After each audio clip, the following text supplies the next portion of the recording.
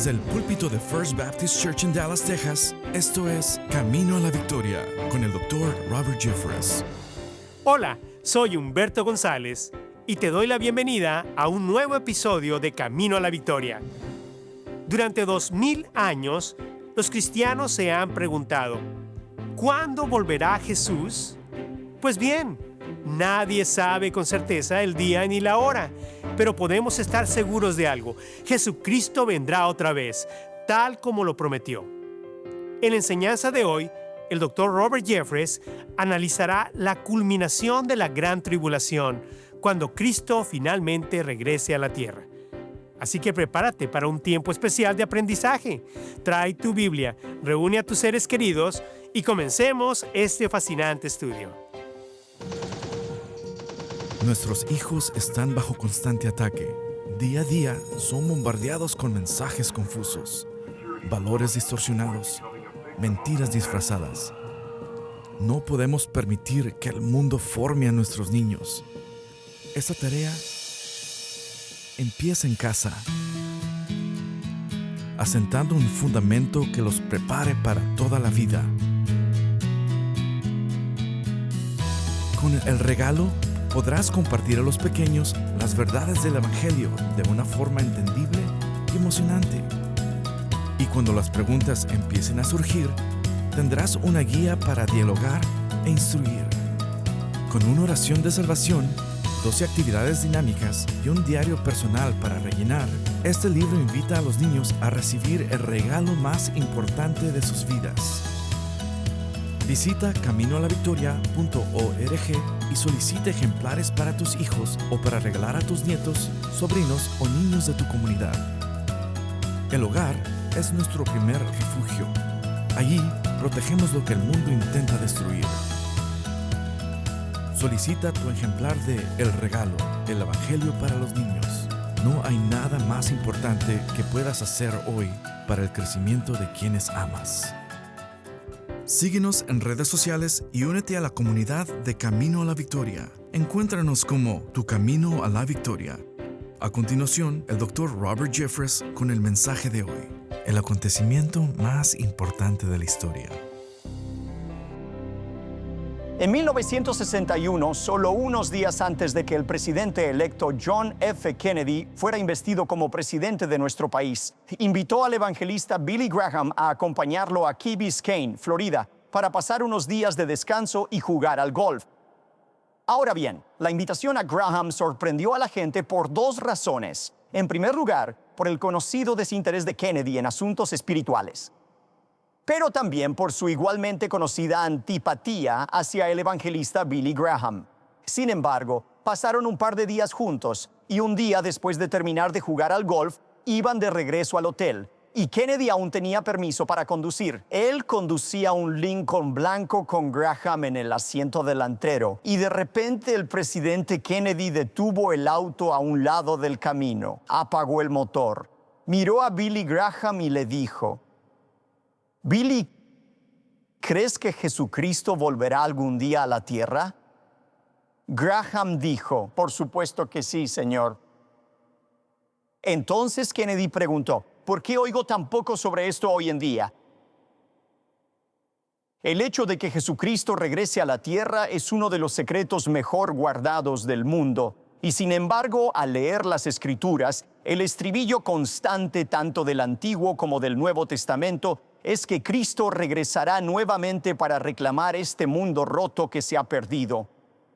Es ese momento lo que yo llamo el acontecimiento más importante de la historia, al que hemos llegado en nuestro estudio de la profecía bíblica. ¿Han escuchado antes el dicho? El que toma las decisiones recibe las críticas. La realidad es que si estás en la gestión, entiendes esa verdad. Si estás a cargo y algo sale mal, la gente te hace responsable de ello. Quien toma las decisiones recibe las críticas. Pero lo mismo sucederá con el anticristo. Él es el gran dictador mundial. Ha subyugado a todas las naciones de la tierra para que lo sigan. Pero imaginen cómo serán estos 3 años y medio, cuando no solo habrá agitación política y persecución de personas, sino también todos estos desastres naturales. Las fuerzas mundiales comenzarán a culpar al anticristo por estos juicios devastadores contra el mundo. se lo verá como debilitado en su poder. Y así la Biblia dice que las fuerzas del mundo, los reyes de la tierra, van a lanzar un desafío al poder del anticristo. Y ese desafío es lo que precipita esta guerra de Armagedón. Muchas veces hablamos de la batalla de Armagedón y hay una batalla culminante que veremos en un momento, pero en realidad es una guerra que caracteriza los últimos 3 años y medio de la tribulación y recorre toda la extensión de Israel. Pero aquí tienes a las fuerzas del mundo. Están cansados de la tiranía del anticristo y están listos para intentar derrocarlo. Y es ahí donde hemos llegado en Apocalipsis 16, la batalla de Armagedón. Mira Apocalipsis 16, versículos 13 y 14. Juan dice, y vi salir de la boca del dragón. Ese es Satanás, el poder detrás del anticristo. Vi salir de la boca del dragón y de la boca de la bestia, que es el anticristo, y de la boca del falso profeta, el asistente del anticristo, 3 espíritus inmundos a manera de ranas. ¿Te diste cuenta de eso? Igual que la Santa Trinidad, Padre, Hijo y Espíritu Santo, existe la Trinidad satánica, el dragón, Satanás, la bestia y el anticristo, y el falso profeta. El apóstol Juan relata, vi salir de la boca de la Trinidad satánica 3 espíritus inmundos con apariencia de ranas, pues son espíritus de demonios que hacen señales y van a los reyes de la tierra en todo el mundo para reunirlos a la batalla de aquel gran día del Dios Todopoderoso. Y los reunió en el lugar donde en hebreos es conocido como Armagedón. La Trinidad satánica, Satanás, el dragón, la bestia, es decir, el anticristo, el falso profeta, van a intentar atraer a todos los reyes de la tierra a este único lugar en Israel para la gran batalla. Ahora bien, te preguntarás, ¿por qué querría el anticristo reunir a todas sus fuerzas, a todos sus enemigos en un solo lugar? La respuesta es para poder destruirlos. Así es como se libra una batalla. Si tus enemigos están todos dispersos por el mundo, no puedes alcanzarlos. Necesitas reunirlos a todos en un solo lugar. Recuerdo hace años escuchar al Dr. Criswell contar la historia de cuando estaba sentado en un avión junto al jefe del Estado Mayor del Pentágono un día. Y en vistas de que el Dr. Criswell predicaba sobre la batalla de Armagedón, le preguntó al jefe del Pentágono, ¿cree que llegará un momento en que ya no se necesiten soldados de infantería? ¿Que todo se hará mediante la guerra nuclear? ¿Llegará alguna vez el momento en que los soldados de infantería sean irrelevantes? Y el jefe del Estado Mayor, sin dudarlo, dijo, absolutamente no. Siempre habrá necesidad de soldados de infantería porque los soldados son la manera en que reunimos a nuestro enemigo en un solo lugar para poder destruirlo, incluso con guerra nuclear. Eso es exactamente lo que está ocurriendo aquí. Desde la perspectiva del anticristo, él es quien está atrayendo a todas las fuerzas del mundo a esta llanura de Megiddo para poder destruirlas. Eso es desde su punto de vista, pero desde el punto de vista de Dios, él es quien los reúne a todos en un solo lugar para poder herir a las naciones de la tierra. Bueno, espera un momento, Robert. El texto dice que son los espíritus malignos los que atraen a los reyes de la tierra allí. Y sin embargo, tú dices que es Dios quien los lleva allí. ¿Cuál es la respuesta? La respuesta es ambas. Mira, muchas veces Dios incluso usa demonios para cumplir su propósito. ¿Recuerdan la historia en Primera de Reyes? ¿Cómo Dios envió un espíritu maligno para que el malvado rey Acab atacara la ciudad de Ramot de Galaad? Ahora bien, ¿quién fue el que incitó a Acab a hacerlo? Bueno, la causa directa fue un demonio, pero la causa última fue Dios. Me recuerda al comentario de Lutero, incluso el diablo es el diablo de Dios. No hay nadie ni nada que frustre el plan de Dios. Y así, desde el punto de vista de Dios, Él está atrayendo a los enemigos del mundo a este lugar llamado Armagedón, o la llanura de Megiddo. Y muchos de nosotros hemos tenido la oportunidad de estar antes en esa llanura de Megiddo.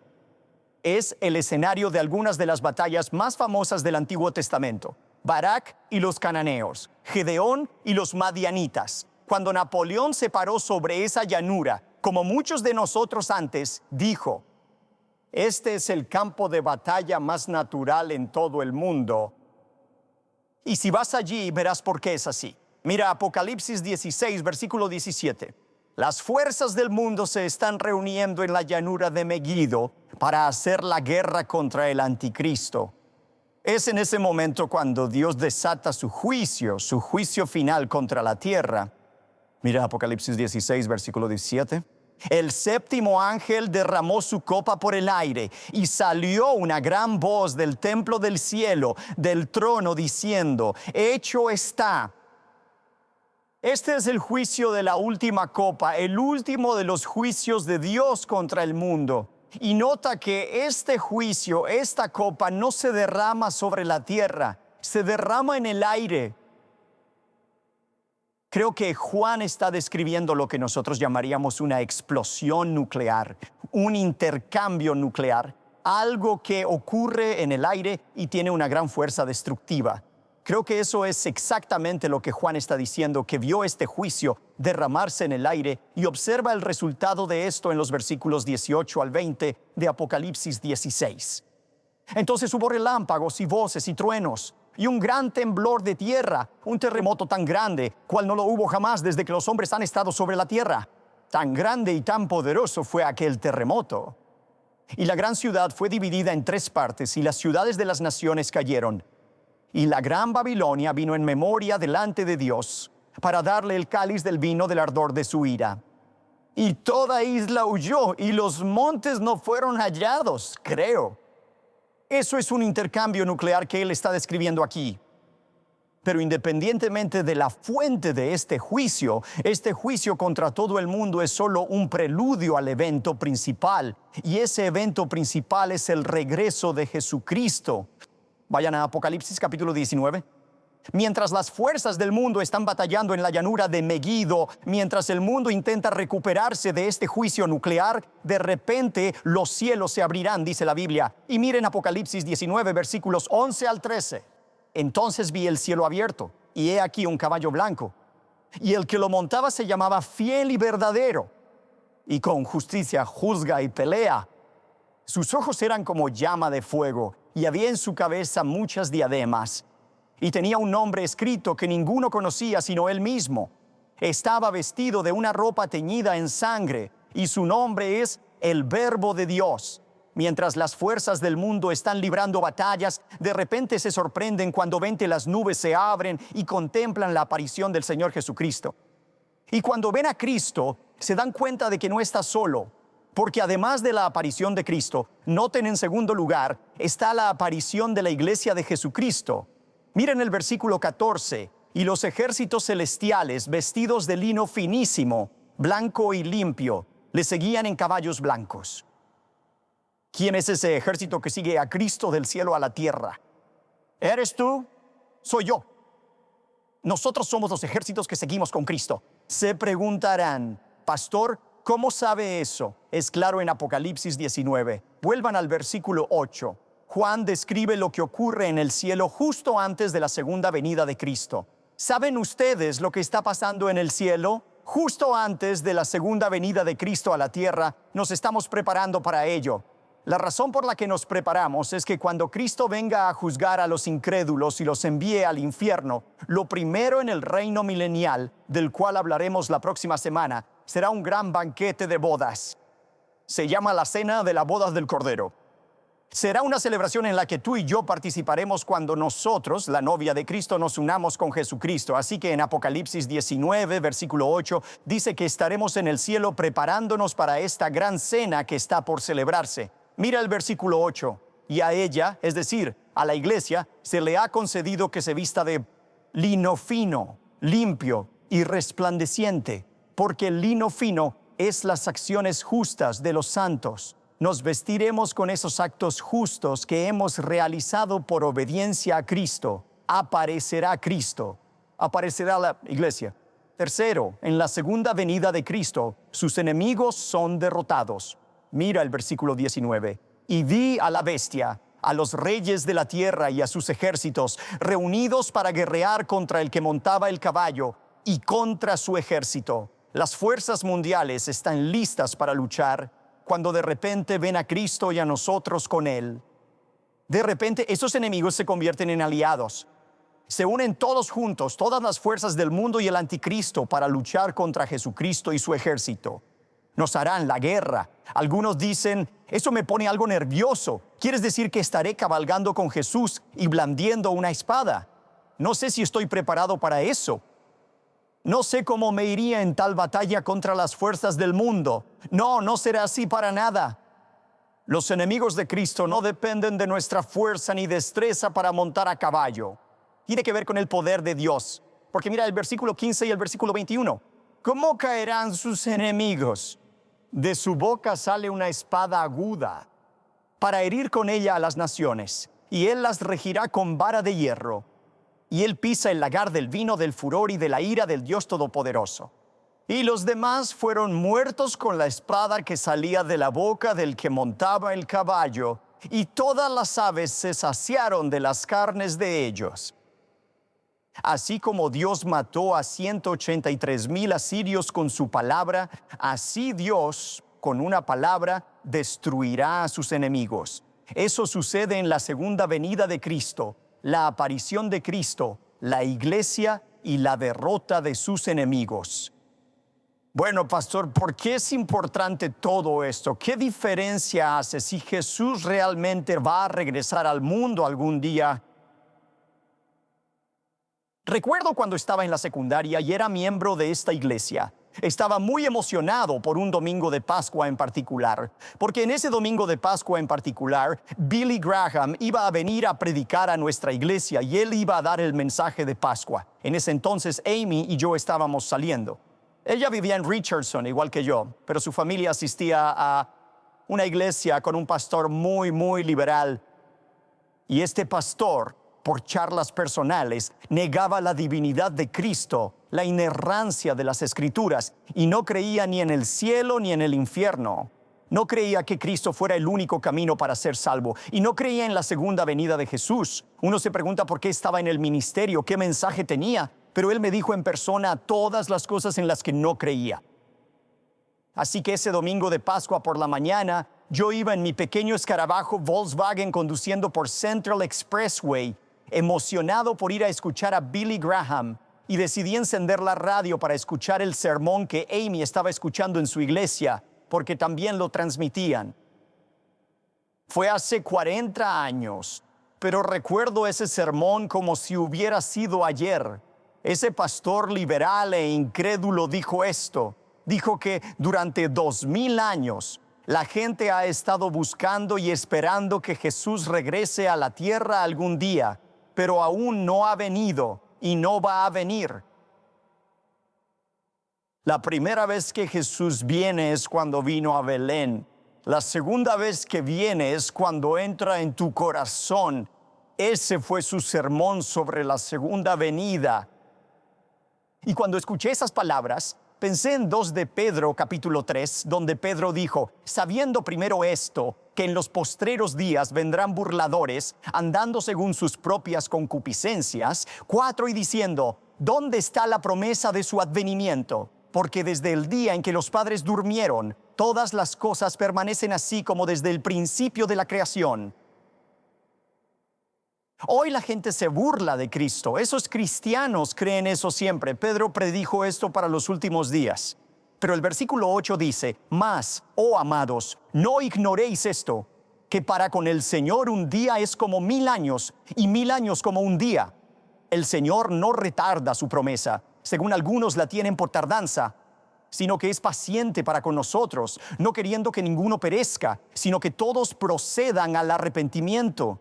La única razón por la que Cristo no ha venido todavía es porque te está dando una oportunidad para arrepentirte. Pero Él vendrá algún día. No te equivoques al respecto. ¿Por qué es importante creer en el regreso literal, visible y físico de Jesucristo? Permíteme mencionar 3 razones. ¿Por qué Cristo volverá a este mundo algún día? En primer lugar, Cristo volverá para cumplir las profecías de la Biblia. Hay más de 1800 profecías en el Antiguo Testamento acerca de la segunda venida de Jesucristo. No puedes pasar una página del Nuevo Testamento sin leer una y otra vez. Cristo viene, Cristo viene, Cristo viene. Si Cristo no regresa como prometió que lo haría, entonces eso significaría que cientos de profecías en la Biblia quedarían sin cumplirse, y si hay profecías que no se cumplen, eso significa que no se puede confiar en la Biblia. Jesús volverá ante todo para cumplir las profecías de la Biblia. En segundo lugar, Él regresará para juzgar a los incrédulos y juzgar al mundo pecador. La Biblia dice que Cristo volverá para juzgar este mundo caído. En Isaías 11, versículo 4, el profeta dijo: pero con justicia Él juzgará a los pobres y decidirá con equidad por los afligidos de la tierra, y herirá la tierra.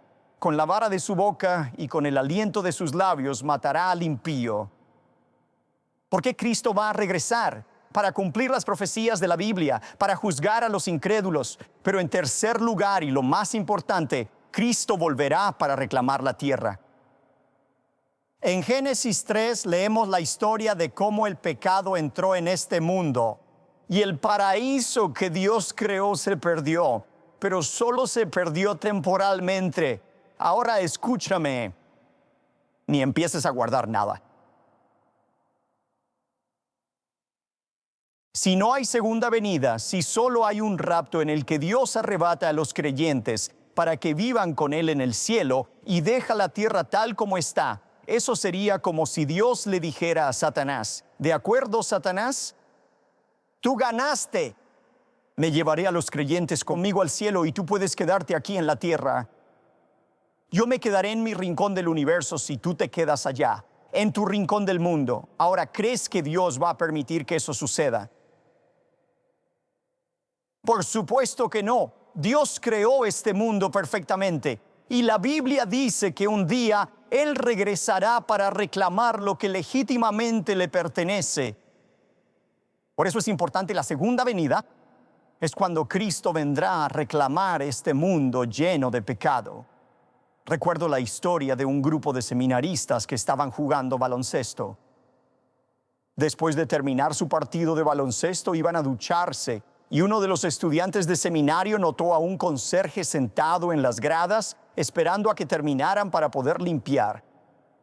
Mientras el estudiante de seminario pasaba junto al conserje, vio que leía la Biblia y le preguntó: ¿qué lee? El conserje respondió: el Apocalipsis. El estudiante también estaba estudiando el libro de Apocalipsis. Él sabía lo complicado que era, así que en su tono más condescendiente le dijo: bueno, dígame, ¿entiende lo que significa? El conserje levantó la vista y dijo: sí, señor, entiendo lo que significa. Significa que Jesús va a ganar.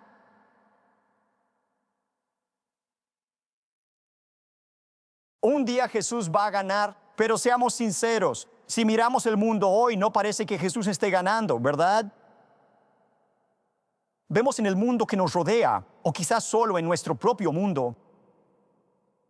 Vivimos en un mundo que está lleno de tristeza, de muchas enfermedades constantes, de relaciones que están rotas y de la presencia inevitable de la muerte. Lo que sentimos y lo que vemos es muy, muy real, pero también es muy, muy temporal. La Biblia dice que un día Jesús va a ganar, un día Jesús volverá para reclamar y recrear aquello que se ha perdido. El apóstol Juan esperaba con ansias ese día. Lo vio ante él en Apocalipsis 11, versículo 15. Él dijo: el séptimo ángel tocó la trompeta y hubo grandes voces en el cielo que decían: los reinos del mundo han venido a ser de nuestro Señor y de su Cristo, y Él reinará por los siglos de los siglos.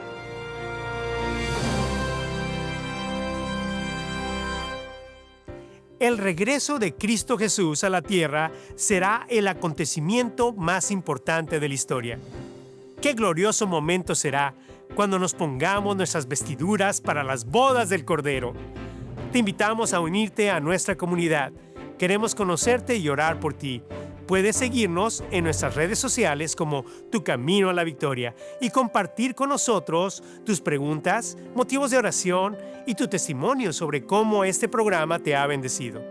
Como Natalia, quien nos escribe lo siguiente: me gusta mucho cómo explican la palabra de Dios. Que el Altísimo los siga bendiciendo. Gracias, Natalia. Y así como ella, queremos escuchar de ti. Mientras tanto, quédate aquí. En instantes volveremos con un adelanto de nuestro próximo episodio. ¿Estás buscando amistades genuinas? ¿Un lugar donde tu identidad latina sea celebrada y puedas experimentar a Dios de una forma única? En First Dallas en español, somos una comunidad de personas como tú, unidas con un propósito: vivir la fe en familia. Cada domingo nos reunimos para aprender la palabra de Dios y alentarnos mutuamente en el estilo que hace emocionar a nuestro corazón. Me gusta adorar a Dios en mi idioma materno, que es el español. No importa el país que tú seas, siempre hay una esperanza, algo que nos va a unir, y es en Jesucristo y su palabra, su obra, su mensaje. Con el tiempo de sentirme en una gran iglesia se ha sentido más pequeña y más íntima, en un sentido que es algo tan hermoso que puedo experimentar cada semana. El doctor Humberto González, Dios lo ha estado usando para levantar este ministerio. Acompáñenos a nuestro servicio en español. Aquí, tu fe y tu cultura se celebran en comunidad. La Biblia anuncia que muy pronto Jesús regresará a la tierra y como hemos visto a lo largo de toda esta serie, esta verdad debería impactar la manera en que invertimos nuestras horas de vida. Quédate junto a nosotros para ver un adelanto de la nueva serie que vendrá, mientras seguimos juntos penetrando la oscuridad con la luz de la palabra de Dios. Pero para mí una de las imágenes más intrigantes de la iglesia se halla en 1 de Timoteo 3:15, donde Pablo llama a la iglesia columna y baluarte de la verdad. En los tiempos de Pablo, las grandes estructuras arquitectónicas se sostenían por columnas o pilares. Y Pablo dice que la iglesia es ese pilar, ese instrumento de apoyo que eleva la verdad de Dios para un mundo que se oscurece y decae cada día más. Durante las próximas 10 semanas vamos a estar analizando los 10 pilares, las columnas que sostienen al cristianismo histórico. Si nosotros, la iglesia, vamos a ser la columna y baluarte de la verdad, lo que eleva la verdad de Dios, necesitamos saber cuál es esa verdad. Pero hoy vamos a comenzar haciendo un análisis de la creencia más fundamental de todas, lo que todo cristiano tendría que conocer sobre la Biblia. No te pierdas el próximo episodio y acompáñenos junto al Dr. Jeffress en el mensaje Lo que todo cristiano debe saber sobre la Biblia. Te esperamos aquí en Camino a la Victoria.